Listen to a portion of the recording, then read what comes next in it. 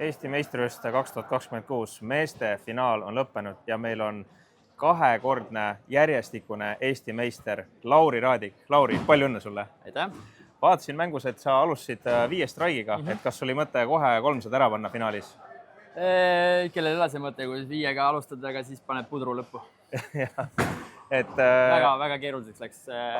Lihtsalt närv ka sees, pikk päev, käsikine, kõik jutud ja keeruline.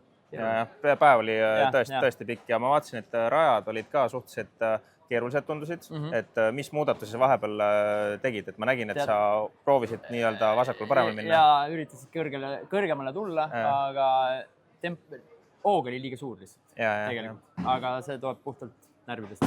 Kaamerad, värgid, särgid ja polegi midagi näha.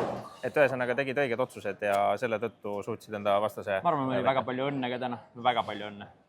Me nägime ise ka, millised need 5 straigist 3 tükki olid, et täna oli minu päev. Aga Lauri, sina ei ole tegelikult ainult õnne peal väljas, sina oled tegelikult päris ammu bowlingut alustanud, isegi varem kui mina. Mis aastal sina bowlingu alustasid? Ma ei mäleta enam. Ammu. 2000 umbes äkki. 2000, see on päris ammu. Midagi sinna.